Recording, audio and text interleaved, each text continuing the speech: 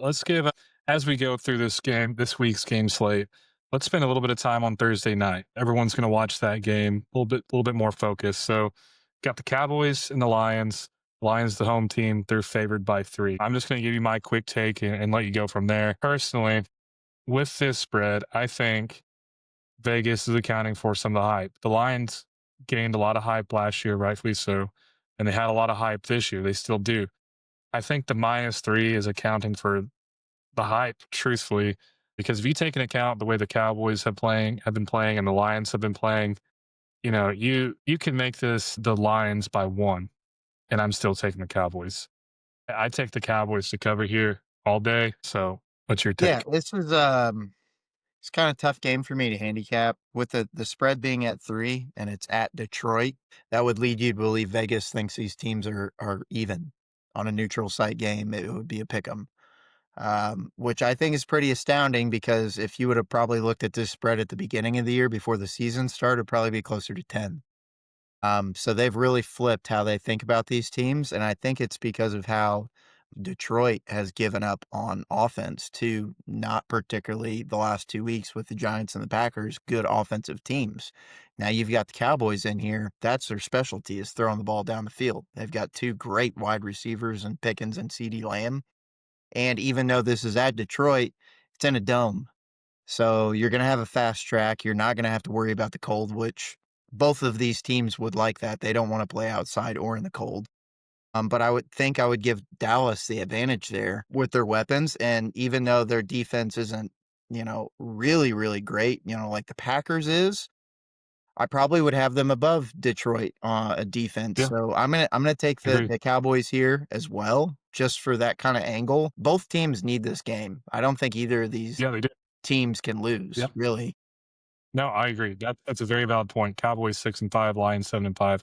Cowboys, if the Cowboys lose this game, they're in hot water. It's not looking good for the playoffs. If the Lions lose this game, it's a problem, but it's not like a death nail. I feel like Cowboys there's are too many flirting with teams that. in the NFC to, like, just pick up a wild card, and especially in the Yeah. Lions division, you've got the Packers and the Bears that are already 2 games up on you, and you've lost the tiebreaker because 'cause you've lost to both of them. So they need a wild card spot. I don't know if they're in it on the division, and Cowboys still have a chance because the Eagles are waning, but the same thing with them is if they don't win the division, I don't think they get a wild card spot.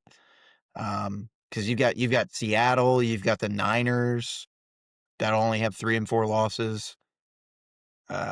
Yeah, I don't know. They both need to win, but at 3 points, I'm gonna take the points with Dallas. It's a Thursday night game. The Dogs have been humming on Thursday night. I think it's like 5 in a row now. So, Really.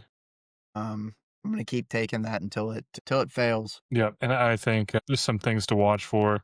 CeeDee Lamb, George Pickens, Jameer Gibbs. Is St. Brown, is he out this week Mm, still? If St. he was Brown's out, out that's last week, that's wasn't he? yeah. If St. Brown's out, let's see.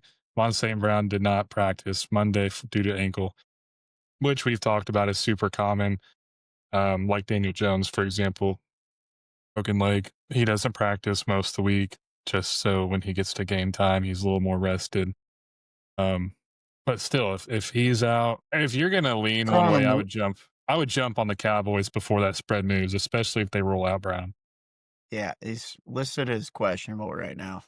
Yeah, So, so I think the spread right now is with Brown. So I think if you guys are gonna jump on it, you need to jump on it now. interesting. I don't know. I mean, if you guys want to do a little bit of a teaser, I would say if you wanted to, you could bump the Cowboys up uh, in like to a +3, and then do a total of like over 50. I think that's if you wanted to mix those two. Right now, the total for the over is 54.5.